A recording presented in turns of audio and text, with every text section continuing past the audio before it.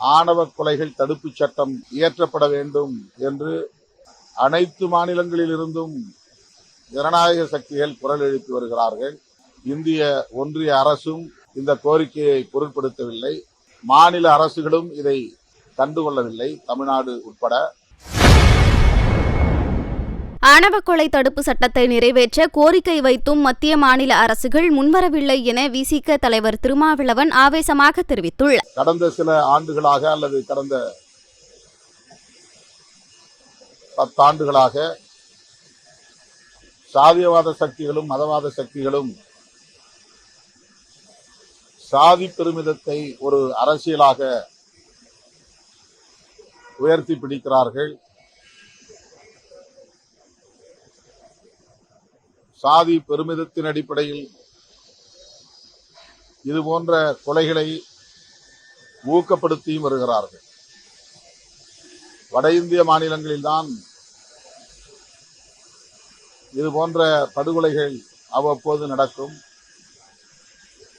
இப்போது தென்னிந்திய மாநிலங்களில், குறிப்பாக தமிழ்நாட்டில் இது அதிகரித்து வருகிறது. இதற்கு சாதியவாத சக்திகளும் மதவாத சக்திகளும் திட்டமிட்டு பரப்புகிற சாதி பெருமை அரசியல்தான் காரணமாக இருக்கிறது என்று நம்புகிறோம்.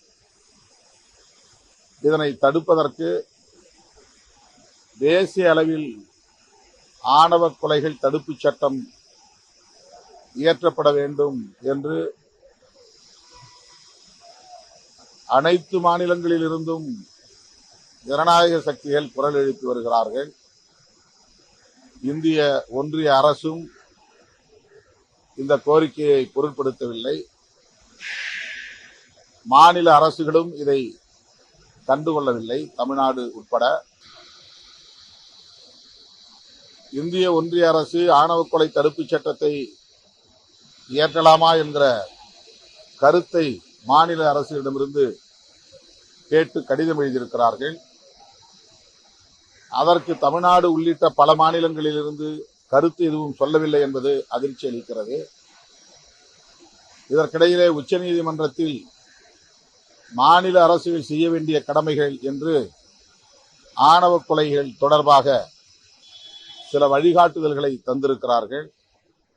எப்படி வழக்குகளை பதிவு செய்ய வேண்டும், பாதிக்கப்பட்ட குடும்பத்தினருக்கு என்ன இழப்பீடுகளை தர வேண்டும், காவல்துறை அதிகாரிகளின் உடனடி கடமைகள் என்ன என்பன போன்ற வழிகாட்டும் நெறிமுறைகளை தீர்ப்பாக வழங்கியிருக்கிறார்கள். உச்சநீதிமன்றத்தின் வழிகாட்டுதல்களையும் கூட